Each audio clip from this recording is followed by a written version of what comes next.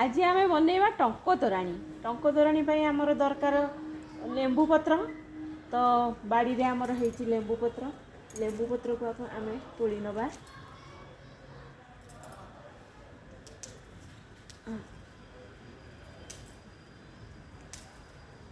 लेंबू पत्र तोड़ा है। आउ दरकार भुर्सुंगा पत्र। आम गछरे बारी रे होती भुर्सुंगा पत्र। आम को तोड़ी नवा।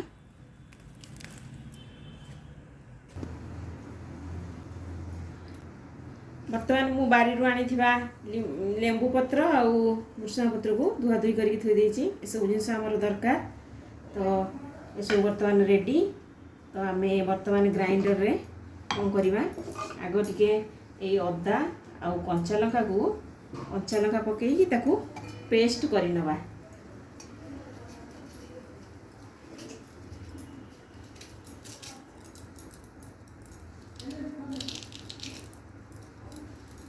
मध्य आम व्यवहार करिपरिबा किंतु पेस्ट करदेले टिके दरदरा पेस्ट करदेले टिके भल सुविधा हबो। हमको इजी भी हबो किंतु आम एथिरे ताकू छेचिकी पेस्ट मध्य करिपरिबा।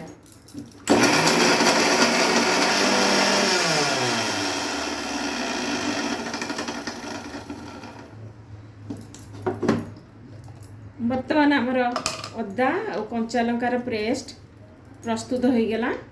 याको आम साइड रखिनबा। टंक तोराणी आम कालठू मु भात रखी ताकू राति सारा तादरे पानी रखिकी ताकू भिजेकी रखी। बर्तमान सकाळू एठू आम भल भाव में हाथ धोई नवा। धोई नहीं टिके दली दबा। टिके दली दबा भल भाव में टिके दली दबा।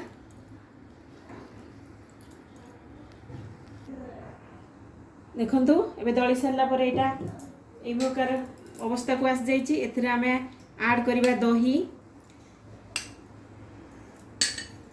आमे बाटी के रखिथिबा अदा आउ लंकार पेस्ट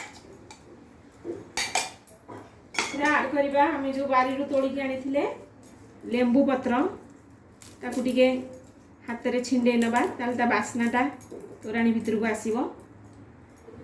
आउ भुर्सुंगा पत्र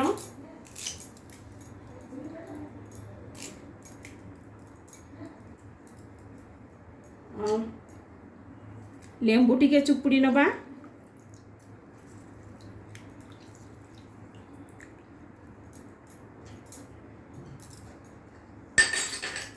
स्वाद अनुसार दबा लुण।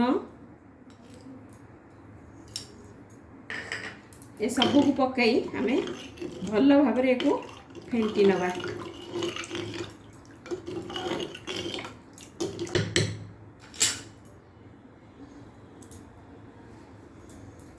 बर्तमान आमर टंक तोराणी प्रस्तुत हो गला। आम गोटे ग्लास को एको काढ़ी नवा। तापर आम से अदार कंचा लंकार पेस्ट रू तैयारी करबा दही शरबत।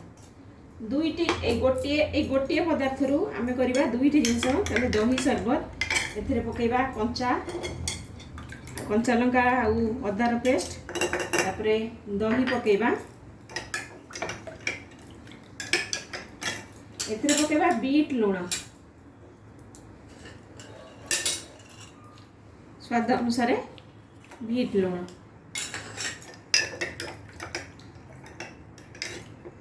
ये शरबत खाइबा बहुत बढ़िया लगे। खरा दिन आपण माने जानथिबे तो ए प्रकार प्रस्तुत करिकी आपण माने पियंतु। अन्य मानकु को भी पियांतु।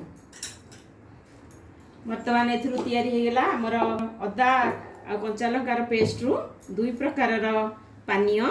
गोटे हला घोल दही आ गोटे हो गला हमर टंक तोराणी। आपण माने को वर्तमान पीवा प्रस्तुत हो गला।